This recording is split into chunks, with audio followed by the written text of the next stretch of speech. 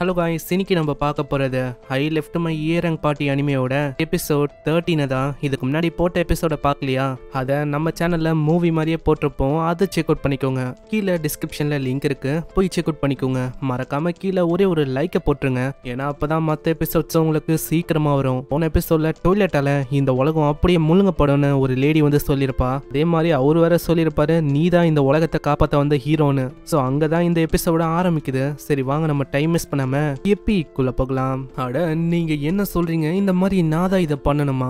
ஆமா, உன்னை தாண்டி இதை வேற யாராலையும் பண்ண முடியாது. அப்படி உன்னால பண்ண முடியலனா எனக்கு வேற வழியில வேற ஒரு க்ளோர் மெம்பரை இதை பண்ண வைக்கிறத தாண்டி நான் உனக்குள்ள நான் சாகாவோட ரிசம்லன்ஸை பார்த்தேன். அவரை கம்பேர் பண்ண நீ வந்து ரொம்ப விவேகமா இருக்க. அட உங்களுக்கு என்னோட அங்கிளை தெரியுமா? அவரை தெரியாம இருக்குமா? அவரு ரொம்ப டேலண்டடானவரு. அவரால் தான் எல்லாருக்குமே நம்பிக்கையும் கிடைக்கும், கான்ஃபிடென்ஸும் வரும். அந்த இதுல தான் உன்னை பார்த்து நான் சொல்றேன், உன்னால இதை பண்ண முடியும். அட என் மேல நீங்க ரொம்பவும் நம்பிக்கையை வைக்கிறீங்க, ஒரு கணிப்புனே வச்சுக்கோயேன். ஆனா எப்படி பார்த்தாலும் நான் வந்து என்னோட பார்ட்டி மெம்பர்ஸ் கிட்ட கேட்கணும்ல. உனக்கு புரியுதா? வேற உலகத்துல இருந்து வந்த அந்த ப்ரீசிஸ்ட் அவங்க தான் உன்னை தேர்ந்தெடுத்திருக்காங்க. அதனால யூக்கு இதை நீ தான் பண்ணணும். என்னோட அந்த கணிப்பு அது கரெக்டா போச்சுன்னா உன்னால அதை கண்டிப்பா கிளியர் பண்ண முடியும். இதனால அவன் யோசிக்கிறான். இதை பத்தி ரின்னு கிட்ட சொல்ல இன்னும் ரொம்ப ஷாக் ஆகுறா. அட நீங்க ஒரு ஹீரோவா? வந்து உண்மையிலேயே அமேசிங்கான விஷயம் தான். இருந்தாலும் எல்லாரையுமே காப்பாத்துறதுன்னு சொல்றது ரொம்ப ஒரு பெரிய விஷயமா இருக்கு. அப்படி உங்களுக்கு இதை பண்ண முடியாதுன்னா நீங்க வேணான்னு சொல்லிடலாம்ல. இல்ல நான் அப்படி சொன்னாலும் கண்டிப்பா யாராச்சும் ஒருத்தங்கள அவங்க அனுப்புறதுக்கு ட்ரை பண்ணுவாங்க.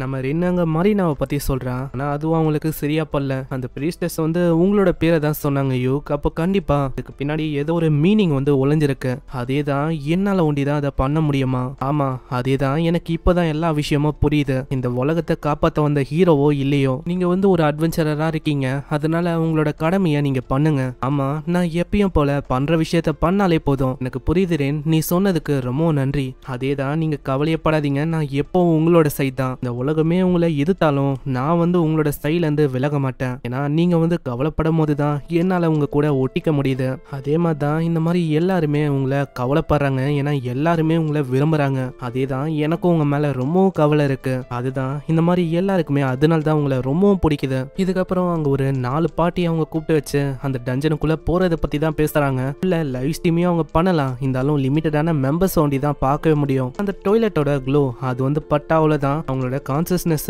இழக்கிற மாதிரி ஆயிடும். அதனால நீங்க கொஞ்சம் ஜாக்கிரதையா இருக்கணும். எல்லாமே ஓகே தான், இந்த க்ளோவர் மாதிரி சீரங்க பாட்டிலாம் எதுக்கு எங்க கூட வரணும்? நீ அப்படிலாம் சொல்லக்கூடாது. அவங்களும் ஏகப்பட்ட விஷயங்களை பண்ணாங்க, அதனால அவங்களுக்கும் ஏரங்குக்கான தகுதி வந்து இருக்குது. கேட்ட அவன் இன்னமும் கடுப்பாவறான். என்ன நீங்க சொல்றீங்க? அவங்க வெறும் ஆக்ரோமேட்டிக் டார்க்னஸ் லைட்டா அங்கேயும் இங்கேயும் போனாங்க, அதுக்கே நீங்க இப்படி சொல்றீங்க? இதெல்லாம் ஒன்றும் சரியில்லை, பாத்துக்கோங்க. ஏன்னா எங்களாலேயே இந்த மாதிரி விஷயங்களை ஹேண்டில் பண்ண முடியும். ஏய், நீ வந்து என்ன பேசின்னு இருக்க? அதுக்குள்ள போறது ஒன்றும் சாதாரணமான விஷயம் இல்ல. இதே ஆட்டிடியூடோட போனா கண்டிப்பா அது ஒரு ட்ராஜடியில தான் முடிஞ்சிருக்கும். ஆமா, என்ன சொல்ற? அவனை கம்பேர் பண்ணா நாங்க வந்து ஒண்ணுமே இல்லையா? இப்போ வந்து அது பிரச்சனை இல்லை, இந்த மாதிரி நம்ம ரிசல்ட்ஸை ப்ரொடியூஸ் பண்ணணும், இதுதான் முக்கியம்.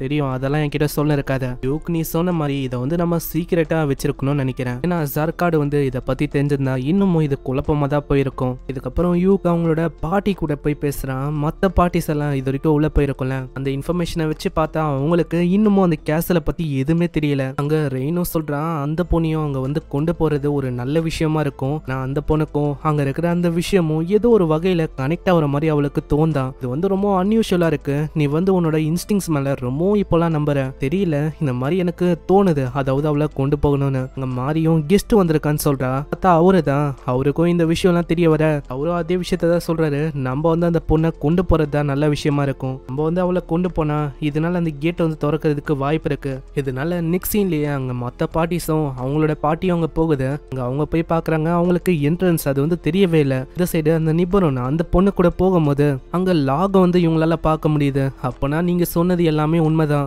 ஒன்னும் அலூசினேஷன் இல்ல. வெல்கம் லேடி நிபுணன். அட நீங்க யாரு? என்ன பத்தி எப்படி உங்களுக்கு தெரியும்? ஓ, அப்பனா நீங்க எல்லா விஷயத்தையும் மறந்துட்டீங்களா? பரவாயில்ல, அது வந்து ஒரு நல்ல விஷயம் தான். ஏன்னா அது தெரிஞ்சிக்காம இருக்கிறதே ஒரு நல்ல விஷயமா இருக்கும். ஆனா ஏதோ ஒண்ணு லாக் அந்த கோல்டன் பிரீஸ்டஸ் அவங்க வந்து சொன்னாங்க, உன்கிட்ட வந்தா எல்லாத்துக்கான பதிலும் எங்களுக்கு தெரிய வரும்னு. அந்த உண்மைகளை எனக்கு சொல்லு. என்ன மாதிரி ஒரு வயசானவனால எவ்வளவு உங்களுக்கு சொல்ல முடியும்? அது வந்து கொஞ்சம் தான் நல்லா சொல்ல முடியும். அது அவங்க கூட லேடி நிபுணன் இருக்கும் போது நீங்க எதுக்கு கவலை பண்ணும்? உங்களால எல்லா விஷயங்களையும் கத்துக்க முடியும். நீங்க என்ன தெரிஞ்சுக்க ஆசைப்படுறீங்களோ அதை வந்து உங்களால தெரிஞ்சுக்க முடியும். வேறமா என் பின்னாடி வாங்க. அங்க டோர் ஓப்பன் ஆகுது. ஆனா பின்னாடி வந்த அந்த பாட்டி உங்களுக்கு நம்பிக்கையில இது வந்து திடீர்னு ட்ராப்பா இருந்தா இதனால கொஞ்சம் பேரை அங்க வந்து வெளியில போய் மற்ற பார்ட்டிஸ்க்கு அவங்க இன்ஃபார்ம் பண்ண சொல்றாங்க. உள்ள போகும்போது அவங்களுக்கு வித்தியாசமா தான் ஃபீல் ஆகுது. இதே மாதிரி அவங்க உள்ள வராங்க. அங்க ஒரே புத்தகங்களா இருக்கு. இங்க வந்து உங்களுக்கு தேவையான எல்லா விஷயங்களும் தெரிய வரும். நான் சாலி என்னால நிறைய விஷயங்களை சொல்ல முடியல. ஏன்னா எனக்கு எப்படி சொல்லணும் அது வந்து அவளைக்கும் தெரியல. ஹேய், நீ வந்து சத்தமா சொல்லி இது எல்லாத்தையுமே மறைக்கிறதுக்கு தான் பாக்குற. ஆமா பெரியவரே, நீங்க வந்து ஏன் அப்படி சொல்றீங்க? என்னையும் நீ வந்து ஒரு ஹம்பிளான மேஜா இருக்க, உனக்கு வந்து இது தெரிஞ்சிருக்கும்னு நினைச்சேன். வார்த்தைகள் அது வந்து ரொம்ப நிகரானது இந்த மானாக்கு. மானாதான் பவர்ஃபுல்லான வேர்ட்ஸால டிரான்ஸ்ஃபார்ம் ஆகும். அது ஒரு ஃபினாமினாவா. ஆனா இந்த ஆளு வந்து சொல்றான்ல, அவன் கிட்ட மானாவோ இல்ல ஏதோ ஒரு கர்ஸோ இருக்கிற மாதிரி தான் எனக்கு தெரியுது. அவன் வந்து ஏதோ ஒரு விஷயத்த மறைக்கிறான். அவன் நம்மளுக்கு சொல்லணும் தான் ட்ரை பண்றான். இருந்தாலும் அந்த கர்ஸ் இருக்கிறனாலே அவனால டைரக்டா எதுவும் சொல்ல முடியல போல. இதனால அங்க ஒரு ரெட் கலர் புக் அவங்க எடுத்துன்னு சொல்றாங்க. இந்த சைடு அவ வந்து அந்த புக்கை பார்த்து சொல்றா, அங்க ஏதோ ஒரு விஷயம் ஸ்ட்ரேஞ்சா இருக்கு, நான் போய் அதை செக் பண்றேன். இந்த சைடு எல்ஃப் பண்ணுக்கும் ரொம்ப வித்தியாசமா தெரியுதா, இங்க இருக்கிற அந்த ஃபினாமினா அது வந்து ஒரு மாதிரி வித்தியாசமா இருக்கு.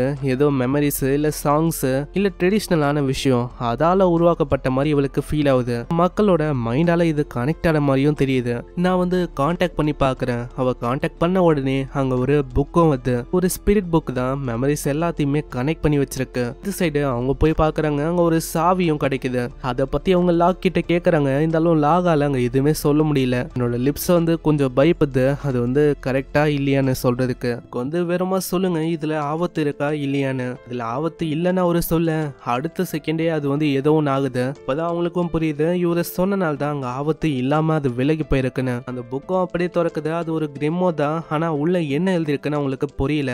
நம்ம யூக்கும் அங்க புரியல. இதை நம்ம எப்படியாச்சும் படிக்க ட்ரை பண்ணா உங்களால விஷயங்களை தெரிஞ்சுக்க முடியும். அதுக்கு நான் உங்களுக்கு ஹெல்ப் பண்றேன். ஏன்னா நான் இந்த புக்கோட ஃப்ரெண்ட் ஆயிட்டேன். அப்படியா? உங்க யூ கூட கைய பிடிக்கிறா. அடுத்த செகண்டே அவங்க வேற ஒரு இடத்துக்கு வந்துடுறாங்க. அதை பார்த்து அவன் ஆச்சரியமா வரான். ஏன்னா அந்த ஸ்பிரிட் புக்குள்ளேயே வந்துட்டான். அங்க பிபிலியன்னு ஒரு ஸ்பிரிட்டும் வந்து இதுதான் இந்த புக்கு, அதாவது இந்த லைப்ரரியில இருக்குது, இதை ப்ரொடெக்ட் பண்றதுக்கு. சேலுக்கு நான் எதிர்பார்க்கல. இவன் வந்து ரொம்ப நல்லவனா இருக்கான். ஆமா இல்லையா பின்ன, இவர் என்னோட மாஸ்டரு. கொஞ்சம் ஜாகிரதையா இருக்கணும். இந்த இடம் வந்து ஆபத்தாந்துன்னு உங்களுக்கு நல்லாவே தெரியும்ல.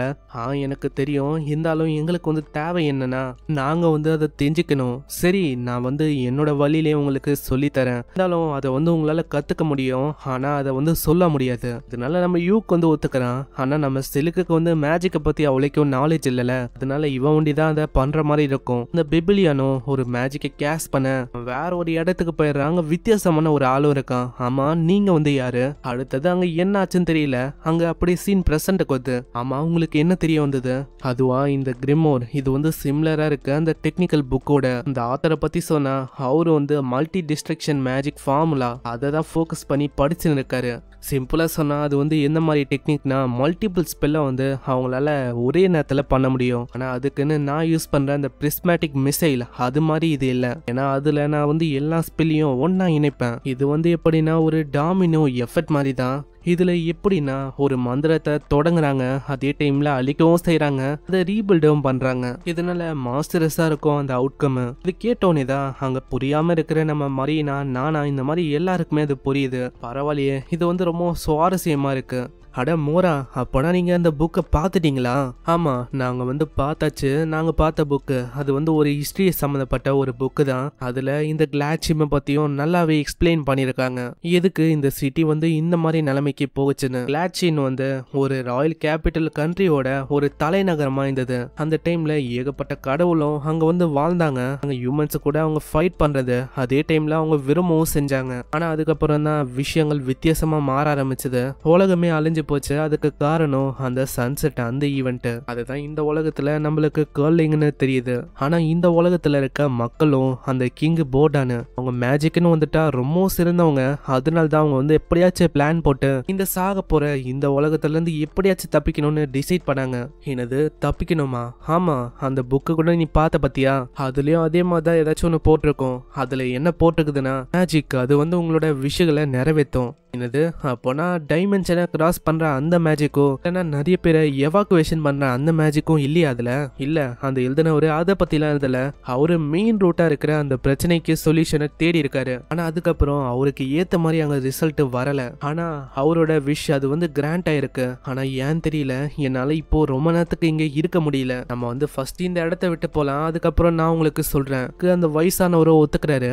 அங்க எல்லாருமே வர அவங்க கிட்டயும் விஷயங்களை சொல்ல எல்லாருமே எல்லாருமே அங்கிருந்து போறாங்க. அங்க போகும்போதே யூக்கும் பின்னாடி பார்த்து சொல்றான், கிங் வார்டன், நீங்க வந்து கோல்டை வச்சு ஜஸ்ட் ஒரு விஷயத்த நிறைவேற்றிருக்கீங்க, அதனால தான் இப்போ இந்த விஷயம் வந்து ஏற்பட்டிருக்கு அப்படின்னு அவன் விஷயத்த கண்டுபிடிக்கிறான். இங்கே அந்த எபிசோட முடியுது.